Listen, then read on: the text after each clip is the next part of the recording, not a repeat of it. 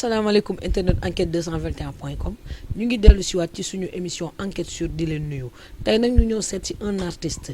un producteur mais avant tout un citoyen modèle koo xamante ne citoyen la comme tout citoyen lambda mais bu nekk fii nga xamante ne moom mooy Sénégal nekk ci benn quartier am lu mu fi dund mais am aussi gis-gis bu mu am ci réewam tout d'abord gis ngeen fan yi ni problème yi bëree ci diggante citoyen ak force de l'ordre yi tey ni nga xamante ne noonu lañ leen di traité abus de pouvoir bi am aussi tamit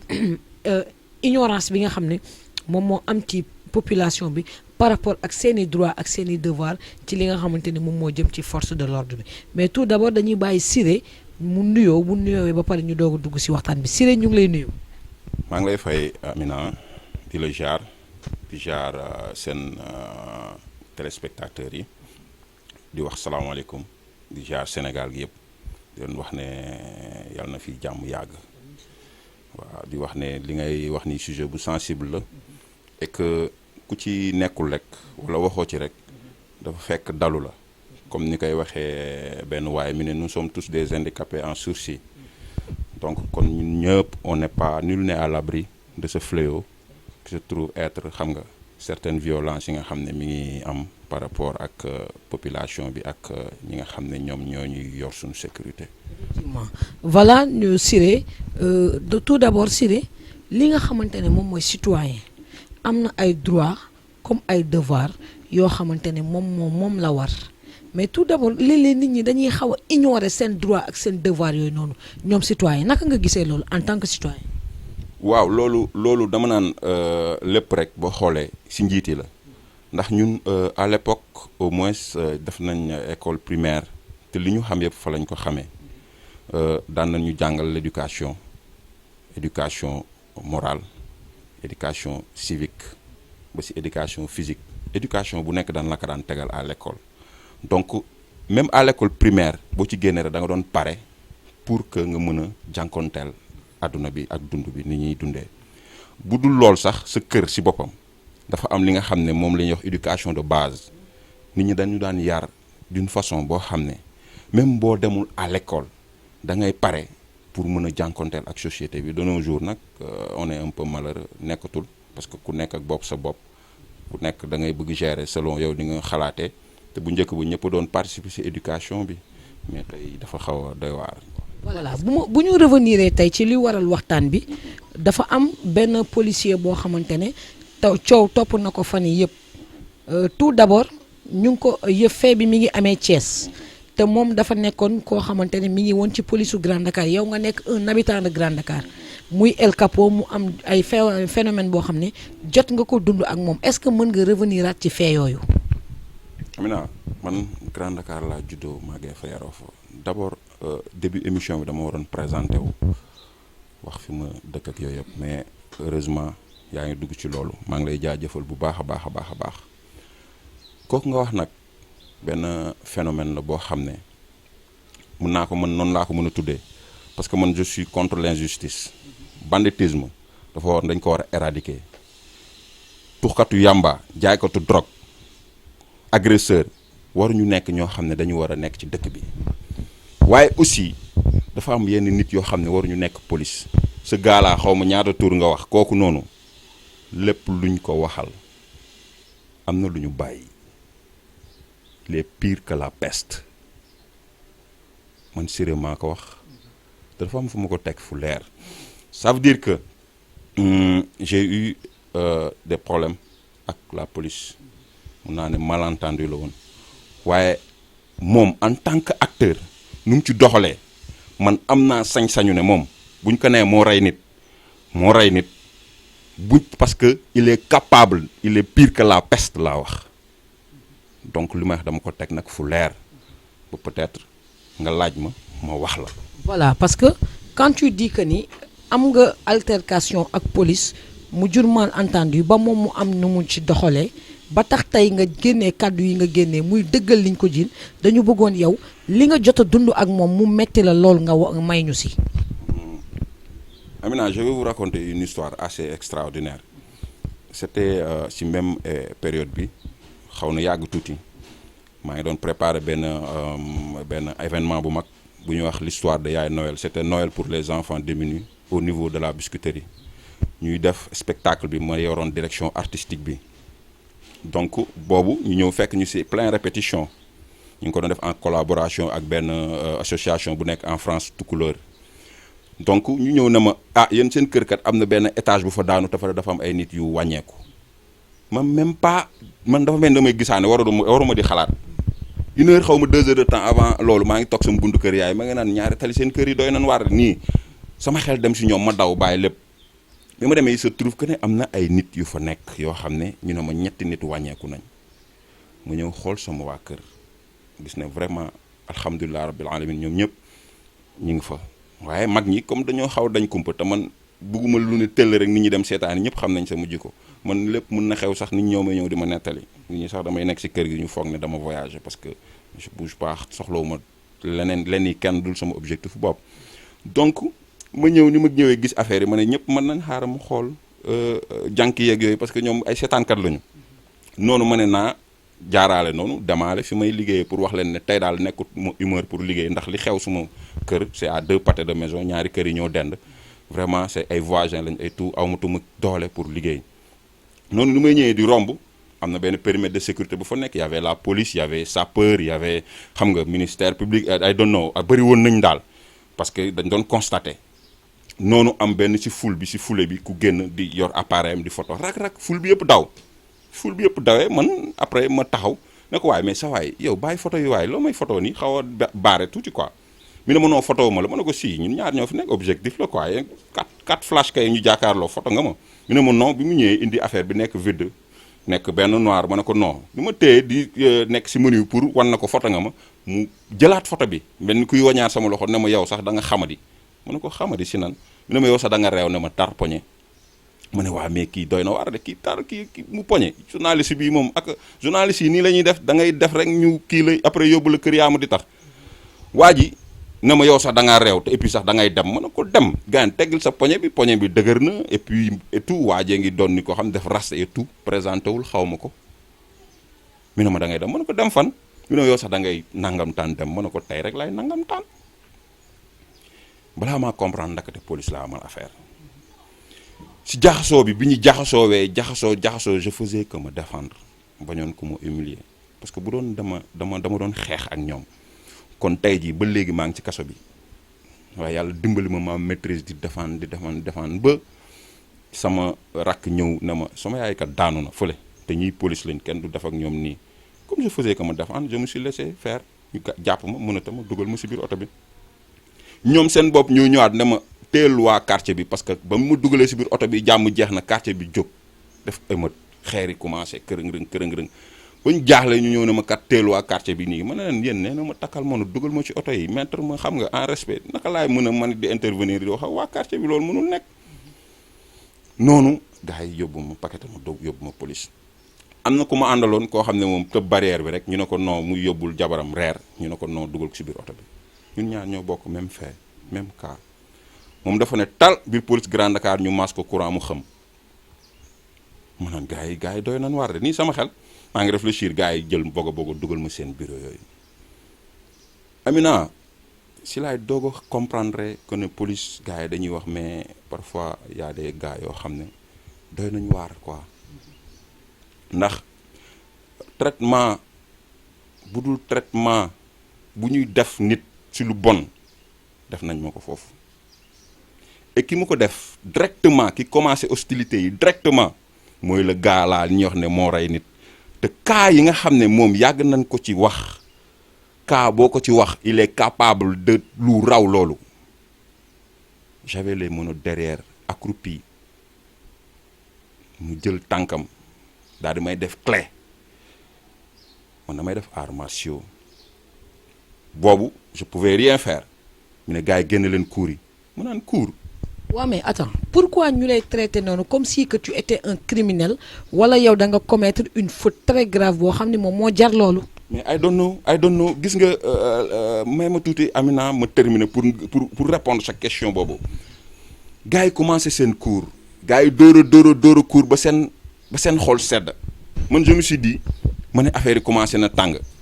comme mënu ma woon chronomètre temps mënu ma woon def dara mais je suis quelque part musicien ma ne xaaral naa xaw a voyager tuuti voyager esprit bi tuuti comme le font les artistes parfois bu ñu nekkee si des moments pour am tuuti bi yóbbu seen esprit xaaral ma compter 12 mesures sama moyenne mais xam naa ne lépp lu ñu ma ko def nañ ma ko plus de 12 fois ay cours yoo xam ne nu mu toll dóor nañ ma ko plus de 12 fois ñu pare kiyaat ñun ngay saaga ma ne leen yéen boo leen dellu fi ngeen dellu ma dellu fi ma dellu woon ndax je savais pas que vous étiez des policiers yàlla bi ne fait pas le moine bon te indi leen génne leen liif yi ñu génne ay liif. ki doon wax loolu moom mooy El Capo. El Capo avant boobu ki ma ko sekkaloon directement le gars qui se trouve qui s'appelle Babacar moom si boppam mbéj na ma moom ba xolam sedd moom waxtuñ mbéj na ma ba loxo yi jàpp xam naa dafa amoon problème mu alter ci suma lexi donc voilà ñu commencé indiwaat liif dóor ba seen xol sedd ñu yëkkatiwaat bon ñun ñiy jàppal ba affaire yooyu boobu Babacar ñëwaat ak courant plus de je sais pas combien de fois man je me suis dit après ma ne mais man quel est le problème xanaa gars yi ñii dañ leen digal sacrifice su puune ñu jaawale ma ak puune pour sacrifier ma pour ñoom ñu am lu ñu parce que je savais pas pourquoi acharnement boobu lan moo waral agression boobu lu waral loolu ci benn malentendu boo xam ne am naa ko ak ñoom pourquoi nga ñuy saaga ma ne leen mais je savais pas que vous étiez des policiers mais loolu nit ki ak loo nekk xam nga am na yoo xam ne rus naa parce que xam naa ne du ma ko wax sénégalais yi ñu ngi ñuy seetaan mais sama xol yegg na foofu loo nekk mbaam war nga mën a am contrôle di nit buy wax ak yow ci terme boobu def nañ ba pour ñu arrêter il a fallu que ñu gis ne mënatuma xaw naa te li ñu bëggoon ci man soumission bu ñu bëggoon ci man amuñu ko ndax yàlla koo namm ci moom ne da nga koy toroxal te yàlla namm ko mënoo ci moom ñaari salaamaaleykum donc ils m'ont fait subir loo xam ne tey jii dama am occasion pour wax ne ce gars là ce El Capo là doon na nit koo xam ne il est capable du pire et ces genres de peste waruñoo mën a nekk ci biir lu ñuy tuddee ñun suñu police sénégalaise parce que police sénégalaise y a des gens yoo xam ne des gens respectueux respectables man njabootu police la police man moo ma yar dafa am yoo xam ne ces gars là bu ñu fi nekkee dañuy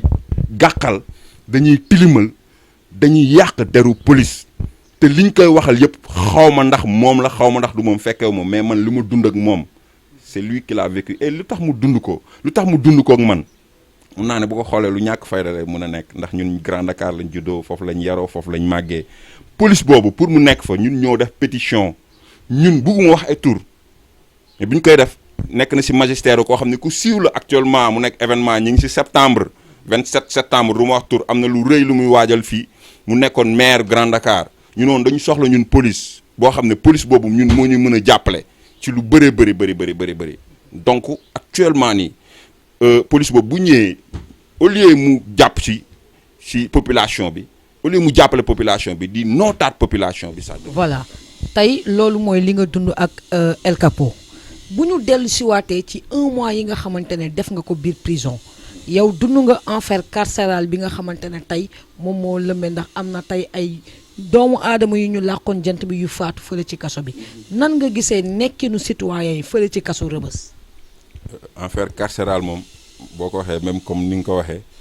damay big up dafa am benn mot bu ma fa gis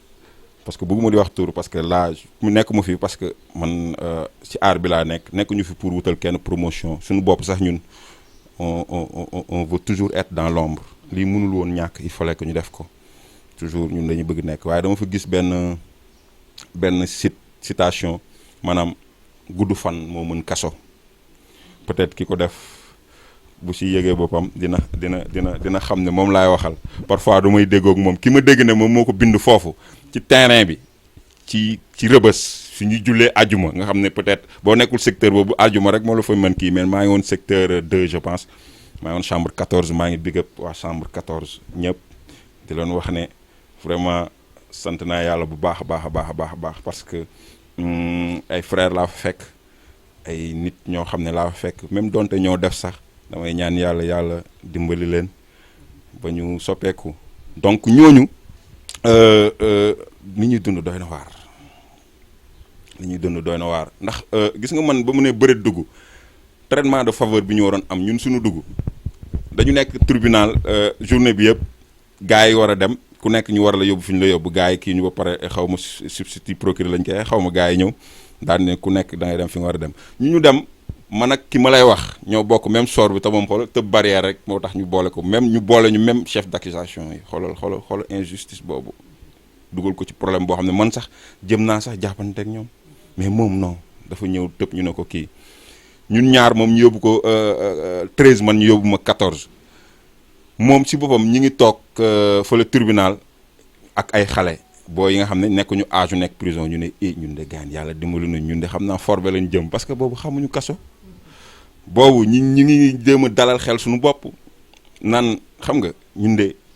forbe xam naa leen jëm mu jëkki ba sax réfléchir ma ne ko booy mu ne ma jékki-jékki sama yaram boobu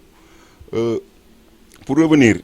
man bi ma gars yi defee lañ may def li ma nekk si kaso bi yëpp tëdduma mënu moon tëdd te bu may toog li may nekk laax ci police ba fi ñuy sawee foofu rek laa mën a toog parce que mënu moon toog ak kenn parce que foo ma laal rek du baax foofu rek laa xam ne foofu rek la nit ñi doon éviter bon na xasaw na waaye man it foofu rek laa mënoon toog nekk à l'aise kenn bañ ma laal ndax sama yaram bi doy na waar donc bi ñu waree xam ne lii gaayan wërë ba jëm na këng affaire bi jeex na cóol na ma ne sawaay affaire forbe ay affaire yooyu bu ñu nax suñu bopp ñun traitement de faveur bi ñu nar a am kenn naru ko am de ñun ñii ñu naa mën ko xaar ma def sax ay appui avant pour yëngal yaram bi parce que xam naa ne fu ñu jëm dina metti parce que lii ma gis tribunal bi gars yi pour tasaaroo ñu ñëpp war a dem si kaso bi ñun kaso bi ñu nar a jëm du noot ay kaso forbe ak kaso booy yomb yi far kaar bi ñëwaat ñu jël ndakate Rëbës lañ jëm ñëpp yóbbu na ñun ñaar kase ñoo am nekk si benn kaar ñun ñaar kase il faisait commencé na guddi tak ñu ñëw dugg gars yi ñëw yóbbu ñu si ruq ba il se trouve que ne sawaay amoon na xaalis mu dencoon xaw ma téeméer te dañ fay bañ xaalis ëpp traitement de faveur commencé bi gars yi ñëwee lire affaire bi dañ ne ah bon yéen da ngeen di xeex ak policiers yi di kii affaire yu demee noonu ah bon genre affaire yooyu et kii 9 kii 10 mooy chambre yi nga xam ne ñëpp moom la ñuy redouté 100 mètres damay sant yàlla bu baax a baax a baax baat bi ma dégg mu wax ak kooku doon wax loolu nekk chef dafa ne ko diw mi ne ko bàyyil ñooñu nekkuñu bandi nekkuñu ay nit yu bon bàyyil li nga leen di def moom mooy chefu ki ñuy def loolu du chefam sax mais ñoom ñaar promotionnaire lañ mais si biir kii bi moom moo ko xaw a mun na ko jox ordre moo ko supérieur saay na ko doom wax sama liggéey mu ne ko ñii duñu bandi duñu kii il se trouve que man ki ma àndal kooku moom mu ndakate moo ko waaji dañuy toogandoo di caayan biir ñaari tali et kooku kilifa la biir 100 mètres à part régisseur général bi moom moo si toppoon du ma wax tur du ma wax dara donc bu ñu ko waxee loolu sax na ko mais gars bul ma yàqal sama job mi ne ko non xam naa li mu la wax booy defal leen traitement de faveur bu baax du ñu ay bandi de du ñu ay kii maa ngi koy ñaanal kooku di ko ñaanal aussi tamit di ñaan yàlla di santaat yàlla bu baax ndax vraiment loolu affaire la boo xam ne mbiru yàlla rek la ndax fi ñu waroon nit ñu waroon traité yaakaar naa bu ñu ko traité woon dina xaw doy waar trop mun nañ bañ a nekk ak suñu sago sax waaye yàlla dimbali ñu ba loolu amee saa waay automatiquement changé na chambre yi ñu dem si chambre yu taw feexe waaye situation bi chambre bu may nekk la muy taw feexe lu mu dee nekkoon nañ au moins 100 personnes si chambre bi donc mu doon foo xam ne weñ du fa takk mbóot soxlawul environnement boobu yoo soxlawul environnement boobu imaginez environnement bu weñ mënul takk mbóot soxlawu ko weñ soxlawu ko kon environnement boobu doy na waar zen ngelaw du am parce que ngelaw boobu yaa ma gën a xam ba weñ ba dafa mën a naaw ndax nit ñu fa nekk nit ñu bëri ñi ak yooyu vraiment mu nekk situation yu déplorable yoo xam ne vraiment man ba mu fa ñëwee fekk naa sax mu taw feexe fekk naa lampe yi di tàkk fekk naa fa ay télé yoo xam ne tamit comme ni ma la waxee nekkuñu fi pour defal kenn promotion mais tamit y a c'est des bonnes personnes yoo xam ne ñoo ko xeex ba loolu am lampe yi di tàkk 24/24 télé yi di tàkk ñu xam information et tout ça waaye nekkin bi ak situation boobu te ñun chambre yi ñu nekkoon daanaka hôtel la woon quoi te nekkin ni vraiment doy na waar lool pour gàttal foofu pour dire que voilà Siré gis ngeen li nga xamante ne moom la dund ko tout d'abord ci abus de pouvoir bu dal ci kawam ci erreur wante dund ko aussi ci fi nga xamante ne moom mooy kaso mu dem fa te mu nekk loo xamante ne buñ ko jaarale woon ci yoon rek waru fa dem Siré ñu bàyyi la nga tàggoo ak li nga xamante ne moom ngay tàggoo internet yi ak surtout citoyens yi li nga leen di wax pour que ñu bàyyi xel seen bopp ci seen nekkin ak ñi nga xamante ne moom mooy force de l'ordre yi. waaw encore une fois maa ngi jégalu di tuub bu fekkee ne wax yi dafa xaw a ñagas maa ngi si jégalu nit kese la di la remercier population bi yëpp di wax ne ñëpp man artiste multimédia la si ombre la musa nekk même ba si métier bi may def actuellement nii right now muy musique nga xam ne ñëpp dañuy bëgg a fës toujours dama koy bëgg di def dans l'ombre musuma bëgg ay yooyu ay fës ay kii ay télé yooyu suma premier film comme ni ma la ko waxee cinéma dafa gagné festival de Cannes et di big up suma nijaay Ahmed Diallo un grand cinéaste bu ma ne Ahmed Diallo dinañ xam point waaye dafa am loo xam ne bu amee ci réew ñu ne nous sommes témoins de l'histoire yaakaar naa ku ci dee yàlla dina la laaj yow ba lii xewee ci bërëb sangam date sangam yow mu fekk la fa noo ci taxawee si occasion boobu laay taxaw pour wax ne big up di jaajëfal ñi nga xam ne ñoo fi doon représenté contre góor jigéen yeeg ñi nga xam ne moo xew Sénégal muy ñoom Imam Kanté ak ñoo ñëpp di leen wax ne genre doomu aadama yu mel noonu Sénégal dañ ko soxla